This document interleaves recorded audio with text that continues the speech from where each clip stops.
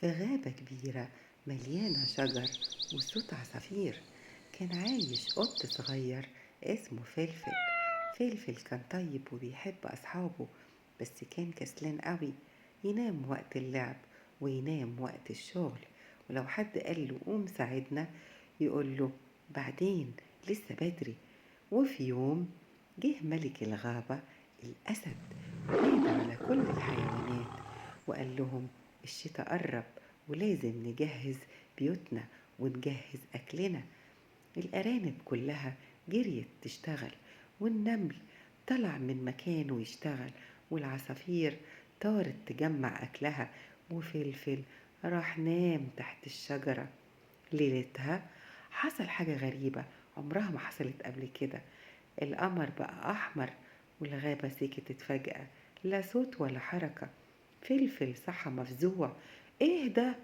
سمع همس غريب. الكسل بيكبر الخطر. وقبل ما يفهم طلع ضباب اسود بيلف الغابة، وظهر وحش الضباب. كل ما حيوان يكسل الوحش بيكبر.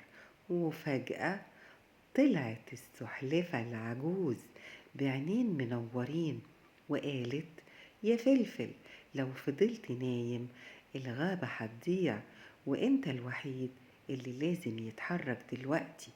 فلفل خاف، قال انا هجرب حتى لو تعبان. جري بسرعة لأول مرة في حياته، وعدى النهر وقفز فوق الحجارة وساعد الأرنب اللي كان واقع. مع كل خطوة الضباب كان بيخف والوحش بيصغر. وصل فلفل لقلب الغابة وصرخ مش هسيب الكسل يتحكم فيا.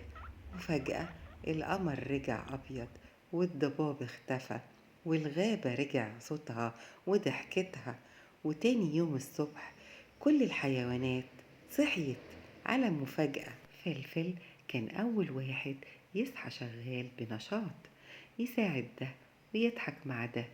قالت السلحفة الحركة شجاعة والكسل ضعف.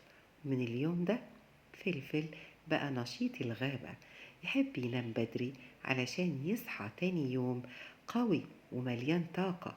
والغابة بقت تقول اللي يصحى بدري الغابة تحبه. وعاش فلفل سعيد ونشيط وبطل الغابة. ولو الحدوتة عجبتكم اضغطوا لايك واشتركوا في القناة علشان تسمعوا حكايات أحلى وتبقى دايما بطل زي فلفل. واشوفكم بكرة في حكاية جديدة وحدوتة صغننة، وتصبحوا على أحلام سعيدة وتصبحوا على ألف خير.